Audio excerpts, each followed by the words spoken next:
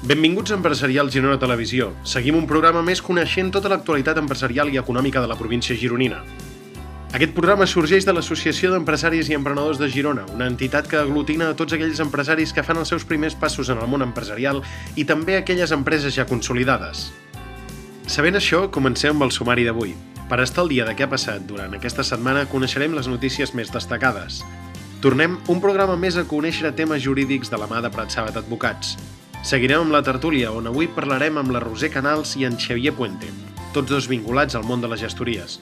Ens parlaran de la seva visió empresarial dins del seu sector i de la seva experiència en el res. Avui, en el reportatge parlarem amb en Sergi Cisteró, propietari de l'empresa Dàlia Serveis d'Hostaleria, situada a l'Alt Empordà. I acabarem el programa parlant amb en Josep Maria Tura, del grup ESADE Alumni de Girona. Comencem una nova edició d'Empresarial Girona Televisió.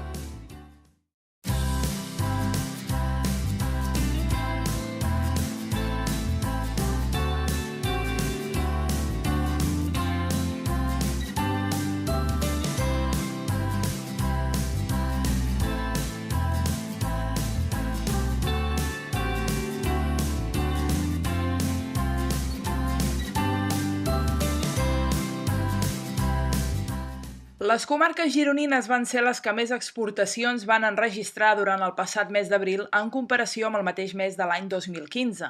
Així ho van determinar les dades del Ministeri d'Economia i Competitivitat, que mostren que a la província de Girona les exportacions van créixer més d'un 12% a l'abril fins a arribar als 433,2 milions d'euros. Per sectors, el que més va destacar va ser el de l'alimentació, begudes i tabac, amb 168,8 milions d'euros, un 10,7% més que a l'abril de l'any anterior. Pel que fa a les importacions, aquestes van sumar 196,4 milions, un 1,4% menys. El saldo comercial de la demarcació es va situar en 236,8 milions d'euros i el dèficit es va reduir en un 27%. Aquests resultats, sumats a les xifres de les altres tres demarcacions, on també es van registrar augments importants, han fet que les vendes catalanes hagin pogut gaudir d'un dels millors abrils de la sèrie històrica. Les exportacions van augmentar un 7,3% respecte al mateix mes de l'any passat, fins als 5.664,4 milions d'euros, una xifra significativa, ja que les vendes a l'exterior de Catalunya representen el 25,5%, al conjunt de l'Estat. L'obertura a les tardes de les oficines bancàries, un projecte que el sector va començar a considerar abans de la crisi econòmica del 2008, és la principal causa de bloqueig en la negociació del conveni col·lectiu de les antigues caixes d'estalvis i de les dues úniques entitats d'àmbit local que encara conserven aquesta naturalesa. El conveni, que afecta 82.664 treballadors, hauria d'haver entrat en vigor l'1 de gener de l'any passat per al període 2015-2018. En la reunió negociadora que s'ha dut a terme aquesta setmana tampoc hi ha hagut avenços i els sindicats van dir que segueixen sense veure possibilitat d'acord si es mantenen els plantejaments sobre l'horari i no es renuncia a les retallades. En l'oferta plantejada per la patronal de caixes i antigues caixes es pretén flexibilitzar l'horari de la jornada de treball perquè cada entitat tingui plena disponibilitat per a l'atenció al públic sense el constrenyiment actual fins a les 2 del migdia. Aquesta pretensió és, juntament amb altres desencontres laborals i econòmics, el principal escull en una negociació a la qual la patronal ha posat com a data límit el dia 30 de juny, el que també discuteixen els sindicats. L'objectiu empresarial, que va ser inspirat i promogut per Bankia el 2015, és dotar el sector de la possibilitat d'obrir a les tardes, almenys de forma selectiva a part de la xarxa. Una vegada més hem visitat les oficines de Prat Sàbat Advocats de Girona. Els membres del bufet ens han parlat dels temes jurídics amb els quals ens podem trobar. Tots els productes de consum tenen una garantia legal i totes les persones que adquireixen aquests productes tenen uns drets que els reconeix la llei. Aquests drets fan néixer una sèrie de deures i obligacions a les empreses, però s'ha de tenir present que perquè neixin aquests drets i aquestes obligacions ha d'existir una relació de consum. És a dir, ha d'existir un contracte de compra-venta, que en la majoria dels casos serà un contracte verbal, en el que la part venedora sigui un professional que es dediqui a la venda de productes del consum i la part compradora sigui una persona física o jurídica que actuï fora de l'àmbit de qualsevol activitat professional o empresarial. Acredita això, dins de les principals obligacions que tindria l'empresari en aquests supòsits, trobaríem en primer lloc la d'informar de la garantia legal que té el producte que adquireix el comprador i en segon lloc la de respondre, també front del comprador, de les possibles faltes de conformitat que presenti el producte venut. L'empresari té l'obligació d'entregar un producte que sigui conforme al que s'hagués pactat en el contracte de compra-venta. Això és, ha de ser un producte que s'ajusti a la descripció que aquest hagués fet el comprador, un producte que sigui apte per l'ús al que habitualment es destinin a aquell mateix tipus de productes, un producte que sigui també apte per l'ús especial que s'hagués pogut pactar en el contracte de compra-venta entre el comprador i el venedor, i un producte que presenti la qualitat i les prestacions habituals en els productes de la mateixa naturalesa. Això no obstant, el venedor només respon dels possibles defectes o les possibles faltes de conformitat que presenti el producte durant 2 anys en els supòsits de productes nous i durant 1 any, com a mínim, en el cas de productes de segona mà. El termini de la garantia comença a córrer des del moment en què es produeix el lliurament del producte o del bé. En el cas que es presenti o es detecti un defecte en el producte, el comprador ho ha de comunicar com a màxim dins dels 2 mesos que hagi detectat el defecte al venedor i podrà optar en un primer moment per sol·licitar o bé la reparació del defecte o bé la substitució del producte. Tant la reparació com la substitució seran gratuïtes i per tant no podran implicar cap mena de despesa per al comprador i s'hauran de realitzar en un termini de temps raonable. En el cas dels productes de segona mà no es podrà optar per la substitució i només es podrà optar per la reparació del defecte. Tot i això, encara que en el supòsit que no fos possible la reparació o la substitució, llavors el comprador podria optar per la reducció del preu o per la resolució del contracte. La reducció del preu serà proporcional al defecte que presentés el producte i la resolució del contracte només es pot sol·licitar en el cas que el defecte fos d'una certa entitat, és a dir, si el defecte és d'escassa importància, tampoc es podria optar per la resolució i només es podria optar per la reducció del preu. Avui ens hem traslladat al restaurant Aztan, situat a la plaça Independència de Girona, on ens hem trobat amb la Roser, de la Grapadora, i en Xavier, de Nova Assessors. Des de fa temps són propietaris de gestories, amb la diferència que un treballa de manera online i l'altre de manera física.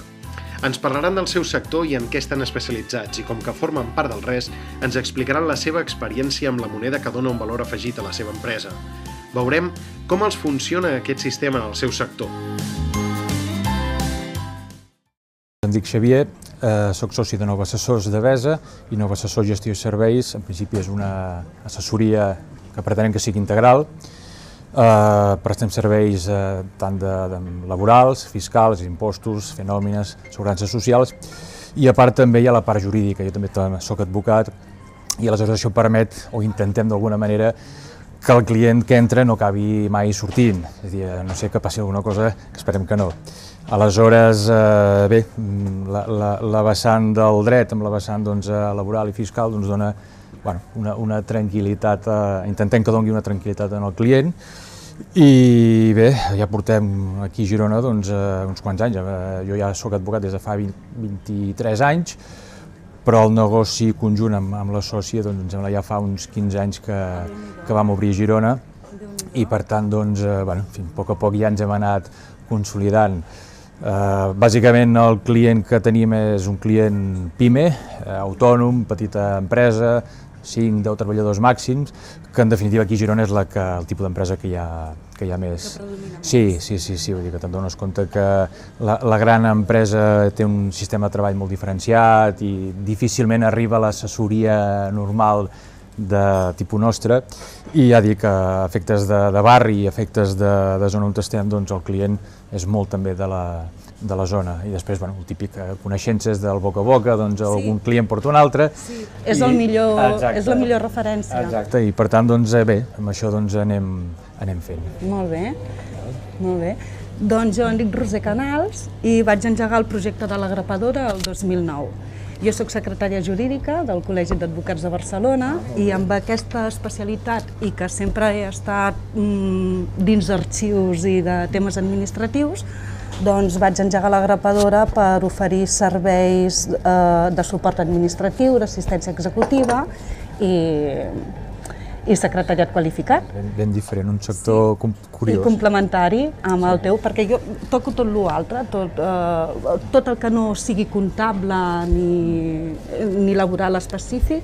I ho fas tot de forma virtual? Sí, també faig presencials, també puc assistir en el despatx del meu client per posar ordre o de manera puntual o per fer petites substitucions també, però bàsicament la feina es desenvolupa de manera virtual. Gairebé sóc un holograma ja. O sigui que necessites tenir una bona pàgina web en la que poder exposar tot el que fas. Estic molt contenta de la pàgina web, que per cert també amb un dissenyador, amb Joan Ferrando, que col·laborem amb serveis i així, doncs em dona un cop de mà, però com que és molt autogestionable, doncs te la vas polint tu de mica en mica. Clar, nosaltres som més de la via encara presencial, és a dir, reconec que el tema de l'assessoria i el tema de l'advocacia costa molt entrar de manera digital amb aquest tema. A més, una de les coses que quan vam obrir el negoci aquí a Girona vam tenir clar és que s'havia de fer en un local planta baixa. És a dir, advocats n'hi ha molts, assessories n'hi ha moltes i advocats a pisos n'hi ha molts. Aleshores, difícilment els clients, si no estàs en una zona, en un lloc visualment avançat i que realment tinguis un nom a darrere, la gent te conegui, ja vingui expressament, costa molt que la gent vagi tocant un timbre i vulgui pujar amb un primer, un cinquè o un vuitè pis. Sí, molt bé. Doncs jo, el perfil del meu client també hi ha molt autònom, però són més aviat cap a petites empreses, han de facturar entre 30 i 50.000 euros l'any perquè puguin prendre consciència de que necessiten un suport una miqueta més extraordinari, no? Perquè a l'autònom sembla que tingui molt conscient que tot s'ho fa ell, li costa moltíssim poder delegar, i delegar penso que saber delegar ha de ser és primordial per poder avançar, perquè si no el professional s'encalla en petites tasques administratives i no es pot dedicar realment al seu ofici o de captar el seu client. Doncs jo vaig tenir coneixença del RES el 2013. Em sembla que va ser el 2013 i va ser en xarxes, a través de xarxes d'internet, que sempre era això, em va aparèixer així la informació del RES i pràcticament de seguida va ser la meva mare que em va comentar que a través d'un programa dels matins per TV3 doncs havia vist també una publicitat i vaig estar tafanejant una mica més.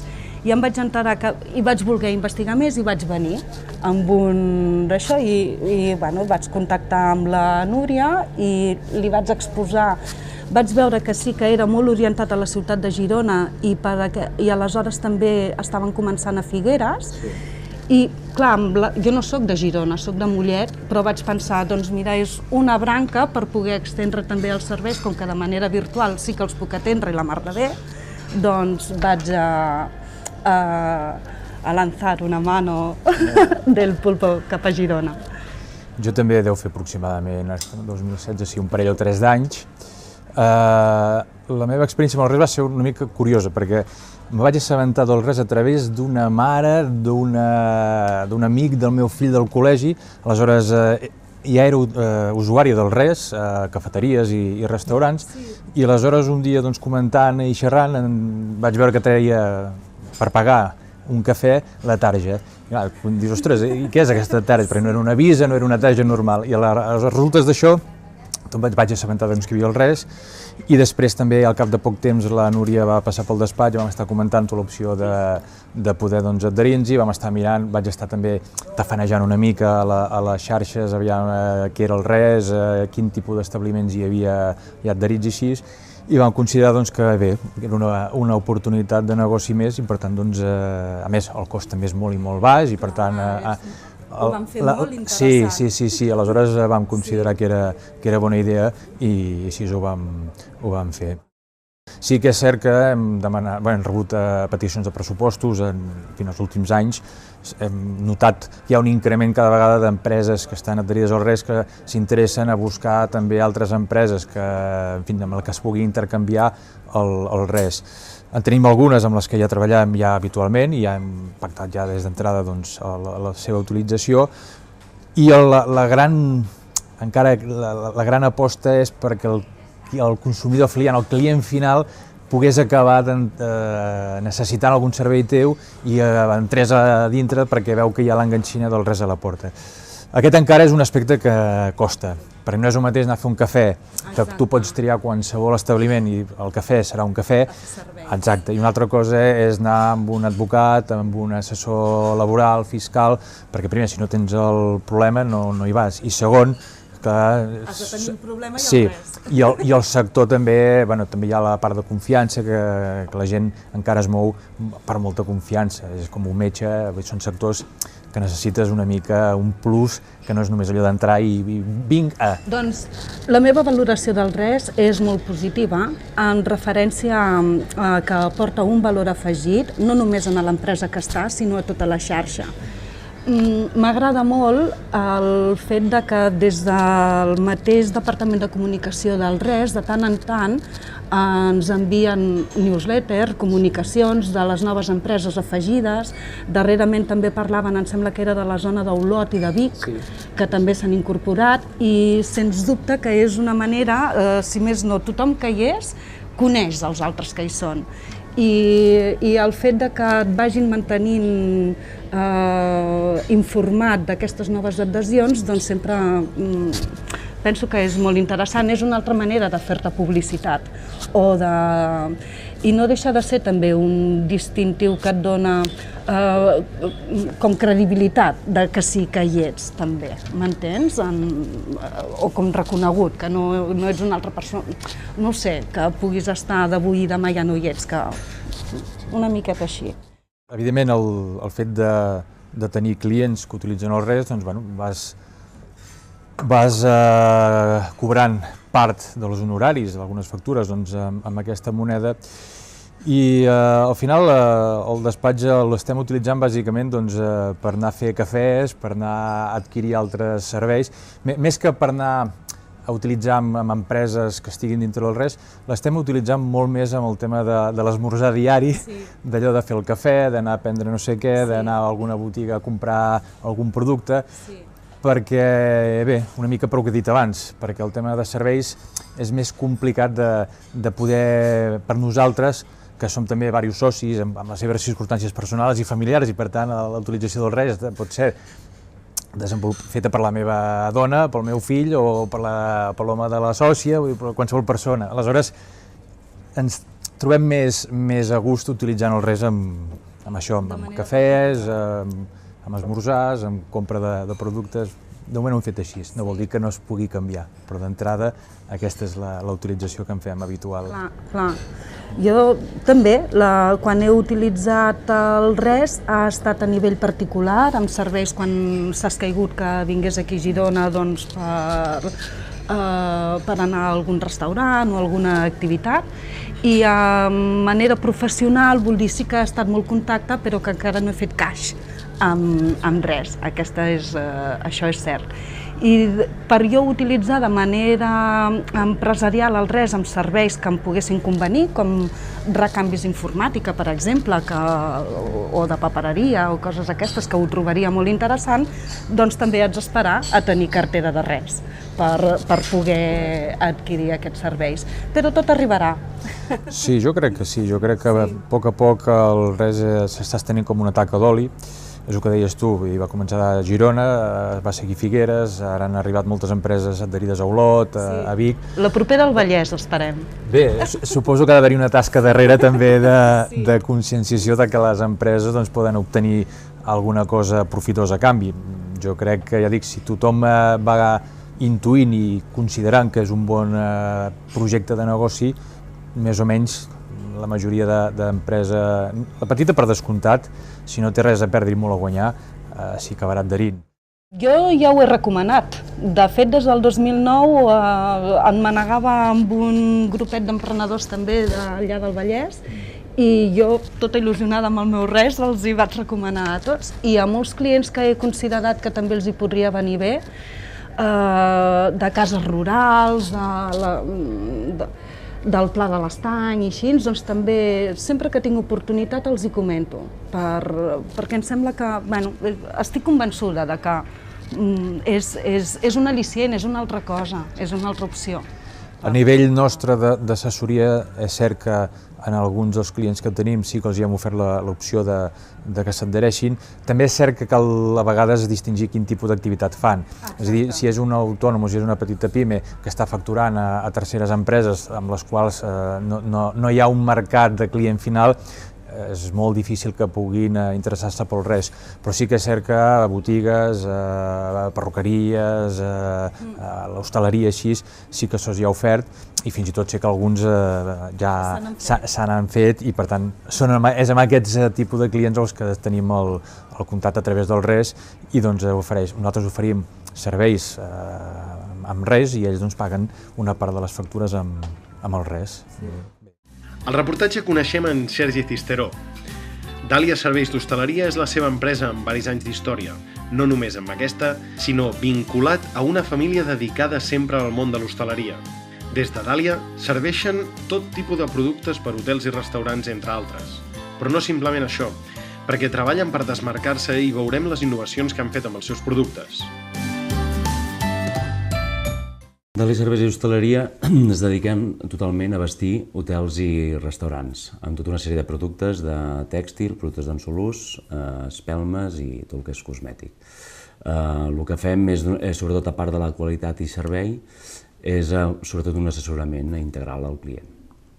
Una miqueta per circumstància, el meu pare treballava en una multinacional, nosaltres veníem del món de l'hostaleria, teníem un restaurant, llavors nosaltres vam fer un canvi de Barcelona cap aquí, i aleshores el que va passar és que el meu pare necessitava una empresa distribuïdora d'aquella marca i llavors vam dir, doncs tornem al sector de l'hostaleria i vam començar amb una sola marca a tornar a emprendre, perquè a veure, també som una família bastant emprenedora que sempre hem tingut negocis.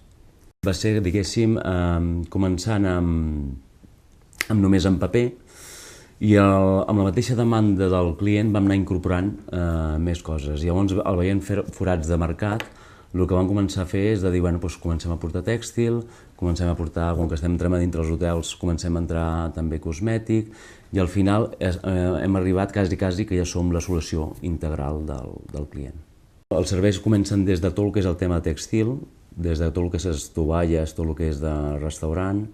En tema tèxtil també, en tot el que és hotel, fem des de cortinatge, tot el que és el material dels llençols, tot el que és del llit. Després en productes d'un sol ús, des de cafeteries i restaurants, en tot tipus de personalitzacions i diferents productes. Tema d'espelmes, fem tot tipus d'espelmes, tant a interior i exterior per terrassa.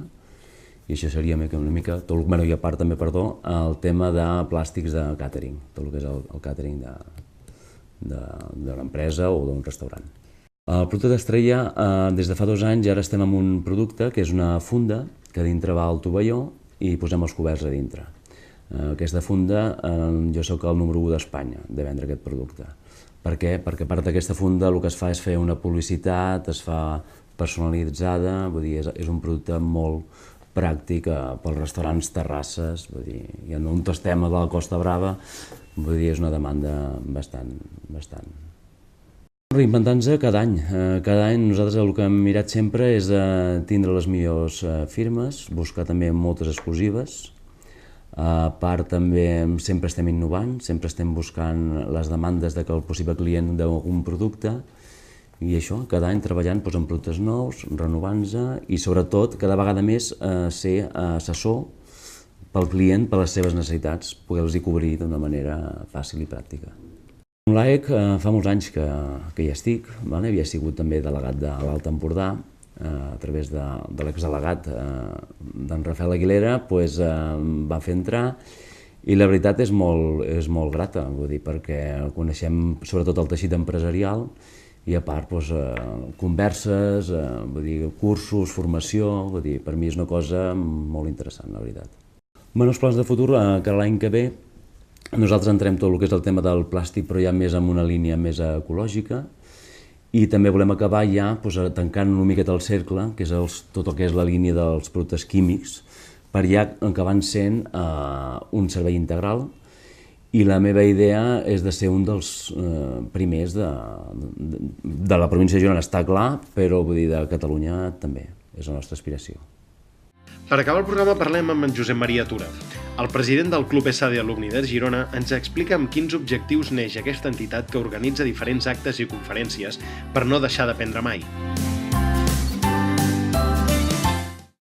A veure, el Club ESADE Alumni Girona és una associació dels alumnes que en algun moment han passat per ESADE, que han fet cursos, han fet programes més o menys de llarga durada, han fet carreres universitàries, i de tots aquests alumnes, que són més de 50.000, que són d'arreu del món, o sigui, ESADE cal dir que té una clara visió internacional. Doncs d'aquests 150.000, d'aquests 50.000, ja ens agradaria que fossin 150.000, d'aquests 50.000 hi ha uns 18.000 que formem part del que és ESADE Alumni. Estem organitzats en diferents clubs, o chapters, que en diuen a nivell internacional. A Espanya som 12 clubs, i estem repartits bàsicament geogràficament, depenent del nombre d'associats que hi ha a cada territori. A Girona és un dels clubs, que es diu Club ESADE Alumni Girona. Començo a operar als anys 2004-2005 amb xerrades d'ESADE aquí a Girona, però no és fins al 2008 on es consolida com a club, sota la presidència d'en Joan Franco Elio, i després, en el 2012, agafa la presidència la Marta Pedrerol, i des del 2015 me toca presidir aquesta feina. Els nostres objectius són bàsicament dos. Un és aconseguir generar interès pels alumnis, diguem alumnis, els que hem passat per ESADE en diguem alumnis. Doncs generar interès per temes molt importants, temes rellevants, temes d'actualitat, i mantenir al dia a tots els alumnis que hem passat, perquè, com sabeu molt bé, la vida evoluciona amb una velocitat tremenda i hem d'estar al dia. A la que ens descuidem ja no estarem al dia. Fem diverses coses. O sigui, ens centrem en fomentar la formació contínua, com t'he dit, i també el tema de xarxes, de networking. I amb el paraigues d'ESADE Alumni de la Central, fem ajudes a emprenedors, també el tema de carreres professionals, o sigui, perquè la gent estigui al dia des del punt de vista professional. Com ho fem és que organitzem xerrades, fem sessions. Tenim un curs que és bàsicament el curs universitari, que vull dir que endeguem al setembre i acabem fins al juny, i fem sessions. Jo diria que és necessari, per tots els que hem passat per ESADE, necessitem estar en un club. Per què? Com he dit abans, els temes evolucionen tan de pressa que no ens en donem compte i hem quedat desfasats. Llavors, els que formen part del club tenen tot un ventall de possibilitats d'estar al dia, des del que hem comentat, des d'assistir a totes les sessions que fem aquí a Girona, a Barcelona. Hi ha tot un paraigues informàtic, jo diria que no ens l'acabem, perquè tenim des de sessions online, tenim tot el tema d'actualitat, de revistes, chapters, conferències, o sigui, el que oferim és estar al dia. És tot un mostruari d'activitats que l'alumni pot fer servir per estar al dia de tot el que fa. L'alumni solidari és una possibilitat d'antics alumnes que tenen un tema social i que volen, per exemple, fer de consultors solidaris. Se'n poden anar amb una ONG d'arreu del món, o d'aquí a Espanya, i aportar el seu talent, el seu coneixement, i això crec que és una activitat molt important i molt agradable poder-la fer. A nosaltres, jo els conec molt personalment, a la gent de l'AEC, perquè formem part de moltes històries viscudes plegats, i col·laborem aportant coneixement amb ells i ells amb nosaltres. I aleshores tenim, quan nosaltres fem les convocatòries de les xerrades, doncs ells ens les promocionen i nosaltres promocionem amb ells, podem compartir ponents, perquè cal dir que hem tingut ponents molt importants a les nostres sessions. Només, per fer-te una idea, avui president, el senyor l'excel·lentíssim Carles Puigdemont, va ser un dels ponents. Els ponents també ens venen de Barcelona, i els que venen de Barcelona venen molt ben tastats, o sigui que són gent que la seva solvència acadèmica està prevent molt ben treballada. Llavors el que fem és aquesta barreja d'un ponent de Barcelona amb algú de les contrades gironines, no? I llavors treballem més a vegades al món local que al món generalista, no? Doncs seguir treballant. Nosaltres tenim clar que hem de portar valor en els socis. O sigui, aquí a Girona som més de 1.200 els que hem passat per ESADE, però que som socis 400. Llavors, què vol dir? Vol dir que hem de portar valor perquè els que no són socis es facin socis i els que encara que no es facin socis que vinguin a les nostres sessions, no? Això és una feina molt difícil perquè els gironins som una mica especialets, però com no, perquè d'alumnes n'hi ha d'Olot, de Banyoles, de Ripoll, de Figueres, de la Jonquera. Aleshores, intentar perquè les conferències, no us he dit, però les fem aquí a Girona, les fem aquí al Parc Tecnològic de la Creueta, no? Però que un dia a les 7 de la tarda la gent destini una hora i mitja del seu temps per venir a una conferència ha de ser una xerrada molt interessant. I aquesta és la nostra feina, el nostre futur, el nostre equip, que som 9 persones, molt cohesionades, perquè som gent de diferent àrea i d'edat també, de diferents àrees que pràcticament abarquem el global de l'entorn empresarial, l'englobem. Llavors, la nostra feina és trencar-nos el cap i dir, a veure, quin tema aportem? I després, quin ponents trobem, no? I aleshores això és la nostra tasca diària, feixuda, altruista, però crec que aportar valor a tots els que hem passat per ESADE per mantenir aquesta impronta que ESADE ens va deixar quan hi vàrem passar-hi, doncs per nosaltres és la nostra feina. Fins aquí el programa d'avui. Els esperem la setmana vinent amb més Empresa Gironina.